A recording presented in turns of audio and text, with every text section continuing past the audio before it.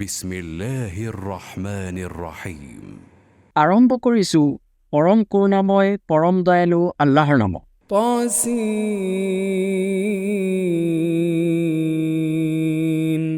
تلك آيات القرآن وكتاب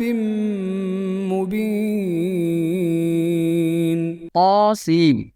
এইবোৰ হৈছে আল কোৰআন তথা সুস্পষ্ট কিতাপৰ আয়াত। هدى وبشرى للمؤمنين পথ নিৰ্দেশ আৰু সুসংবাদ মুমিনসকলৰ বাবে। الذين يقيمون الصلاة ويؤتون الزكاة وهم بالآخرة هم يوقنون যিসকলে সালাত কায়েম কৰে আৰু জাকাত প্ৰদান কৰে আৰু তেওঁলোকে আখিৰাতৰ প্ৰতি নিশ্চিত বিশ্বাস স্থাপন কৰে। إن الذين لا يؤمنون بالآخرة زينا لهم أعمالهم فهم يعمهون নিশ্চয় যিসকলে আখিৰাতৰ প্ৰতি বিশ্বাস স্থাপন নকৰে সিহঁতৰ বাবে সিহঁতৰ কৰ্মক আমি শুভনীয় কৰি দিছো, ফলত সিহঁত বিভ্ৰান্ত হৈ ঘূৰি ফুৰে। أولئك الذين لهم سوء العذاب أولئك الذين لهم سوء العذاب وهم في الآخرة هم الأخسرون ইহঁতৰ বাবে আছে নিকৃষ্ট শাস্তি আৰু ইহঁতেই হ'ব আখিৰাতত সৰ্বাধিক ক্ষতিগ্ৰস্ত। وإنك لتلقى القرآن من لدن حكيم عليم আৰু নিশ্চয় তুমি প্ৰজ্ঞাময় সৰ্বজ্ঞ আল্লাহৰ তৰফৰ পৰা আল কোৰআন প্ৰাপ্ত হৈছা। إذ قال موسى لأهله إني آنست نارا سآتيكم منها بخبر أو آتيكم بشهاب قبس لعلكم تصطلون স্মৰণ কৰা যেতিয়া মূছাই তেওঁৰ পৰিয়ালবৰ্গক কৈছিল, নিশ্চয় মই জুই দেখিছো, অনতিপলমে মই তাৰ পৰা তোমালোকৰ বাবে কোনো সংবাদ লৈ আহিম, নাইবা তোমালোকৰ বাবে লৈ আহিম জ্বলন্ত অন্ধৰা, যাতে তোমালোকে জুই পোৱাব পাৰা। فلما جاءها نودي أن بورك من في النار ومن حولها وسبحان الله رب العالمين তাৰ পিছত তেওঁ যেতিয়া সেইটোৰ ওচৰত আহি পালে তেতিয়া ঘোষিত হ'ল, বৰকতময় যি আছে এই জুইৰ মাজত আৰু যি আছে ইয়াৰ চাৰিওফালে, আৰু বিশ্বজগতৰ প্ৰতিপালক আল্লাহ পবিত্ৰ আৰু মহিমাময়। يا موسى إنه أنا الله يا موسى إنه أنا الله العزيز الحكيم হে মূছা, নিশ্চয় ময়ে আল্লাহ, পৰাক্ৰমশালী প্ৰজ্ঞাময়। وألق عصاك فلما رآها تهتز كأنها جان ولا مدبرا ولم يعقب يا موسى لا تخف إني لا يخاف لدي المرسلون আৰু তুমি তোমাৰ লাখুটিডাল নিক্ষেপ কৰা। তাৰ পিছত তেওঁ যেতিয়া সেই লাখুটিডালক সাপৰ দৰে কেৰমেৰ কৰা দেখা পালে তেতিয়া তেওঁ পিছ হুমুকা দি লৰ মাৰিলে আৰু তেওঁ উভতি চোৱা নাছিল। আল্লাহে ক'লে, হে মূছা, ভয় নকৰিবা, নিশ্চয় মোৰ ওচৰত ৰাছুলসকলে ভয় নাপায়। إلا من ظلم ثم بدل حسنا بعد سوء فإني غفور رحيم কিন্তু অন্যায়কাৰীসকলৰ বাহিৰে তাৰ পিছত বেয়া কামৰ পৰিৱৰ্তে যদি সৎকৰ্ম কৰে তেন্তে নিশ্চয় মই ক্ষমাশীল পৰম দয়ালু। وأدخل يدك في جيبك تخرج بيضاء من غير سوء في 9 آيات إلى فرعون وقومه إنهم كانوا قوما فاسقين আৰু তুমি তোমাৰ হাতখন কাকলতিত প্ৰৱেশ কৰোৱা চাবা সেইখন ত্ৰুটিমুক্ত সুগ্ৰোজ্জ্বল হৈ ওলাই আহিব এইটো ফিৰাউন আৰু তাৰ সম্প্ৰদায়ৰ ওচৰলৈ অহা 9টা নিদৰ্শনৰ অন্তৰ্ভুক্ত নিশ্চয় সিহঁত আছিল ফাছিক সম্প্ৰদায় فلما جاءتهم آياتنا مبصرة قالوا هذا سحر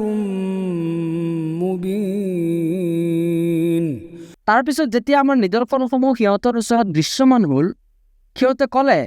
এইটো হৈছে স্পষ্ট যাদু وجحدوا بها واستيقنتها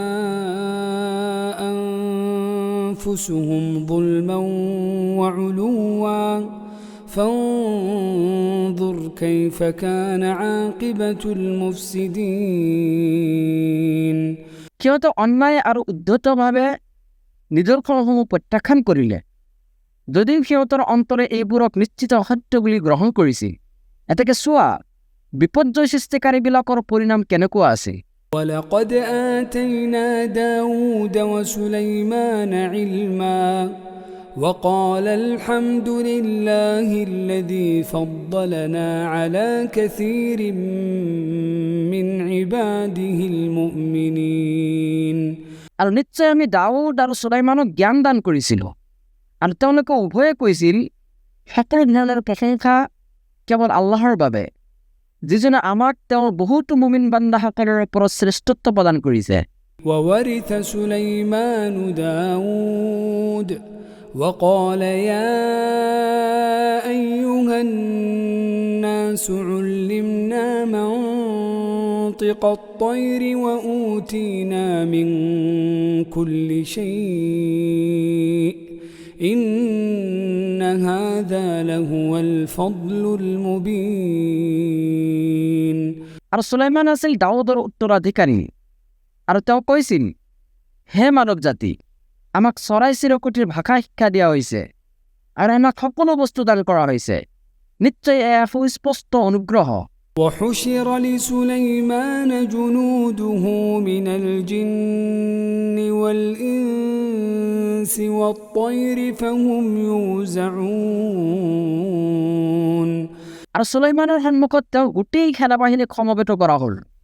জিন মানৱ আৰু চৰাই চিৰকটিবোৰক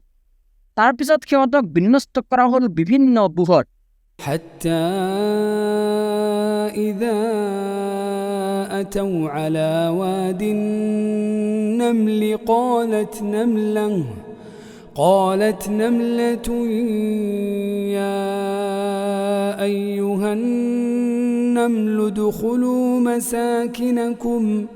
لا يحطمنكم سليمان وجنوده وهم لا يشعرون অৱশেষত যেতিয়া তেওঁলোক এটা অভিযানত পৰুৱা অধ্যুষিত উপত্যকাত উপনীত হ'ল তেতিয়া তেওঁ পৰুৱাই ক'লে হে পৰুৱা বাহিনী তোমালোকে নিজৰ নিজৰ ঘৰত প্ৰৱেশ কৰা যাতে সুলাইমান আৰু তেওঁৰ সৈন্যবাহিনীয়ে অজানিতে তোমালোকক গছকি নামাৰে فتبسم ضاحكا من قولها وقال رب أوزعني أن أشكر نعمتك التي أنعمت علي وعلى والدي وأن أعمل صالحا ترضاه وأدخلني برحمتك في عبادك الصالحين এই কথা শুনি সুলাইমানে মিচিকে হাঁহিলে আৰু ক'লে হে মোৰ প্ৰতিপালক তুমি মোক সামৰ্থ্য দিয়া যাতে মই তোমাৰ কৃতজ্ঞতা জ্ঞাপন কৰিব পাৰোঁ মোৰ প্ৰতি আৰু মোৰ পিতৃ মাতৃৰ প্ৰতি তুমি যি অনুগ্ৰহ কৰিছা তাৰ বাবে লগতে মই যাতে এনেকুৱা সৎকৰ্ম কৰিব পাৰোঁ যিটোক তুমি পছন্দ কৰা লগতে তুমি মোক তোমাৰ অনুগ্ৰহেৰে তোমাৰ সৎকৰ্মপৰায়ণ বান্দাসকলৰ অন্তৰ্ভুক্ত কৰা وتفقد الطير فقال ما لي لا أرى الهدهد أم كان من الغائبين আৰু সুলাইমানে চৰাইবোৰৰ খা খবৰ ল'লে আৰু ক'লে, কি হ'ল? মই হুদহুদক দেখা নাই যে, সি অনুপস্থিত নেকি? لأعذبنه عذابا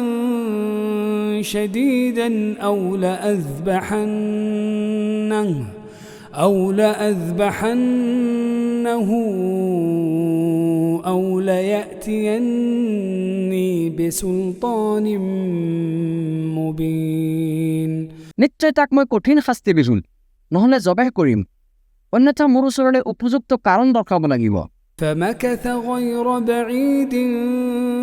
فقال أحطت بما لم تحط به وجئتك من سبأ بنبأ يقين খন্তেক পিছতেই হুদহুদ আহি পালে আৰু ক'লে, আপুনি যিটো জ্ঞান আয়ত্ত কৰিব পৰা নাই, মই সেই জ্ঞান আয়ত্ত কৰিছোঁ। মই আপোনাৰ বাবে চাবাৰ পৰা সুনিশ্চিত সংবাদ লৈ আহিছোঁ। إني وجدت امرأة تملكهم وأوتيت من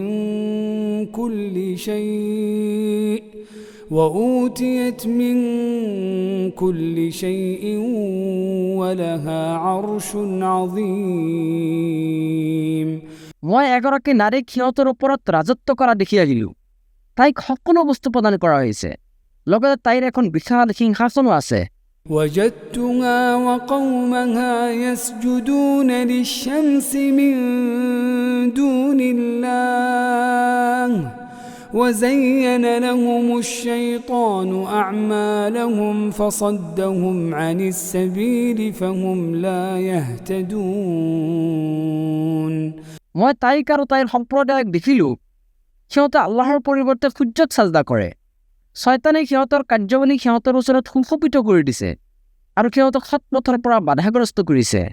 ফলত সিহঁতে হিদায়ত পোৱা নাই। ألا يسجدوا لله الذي يخرج الخبأ في السماوات والأرض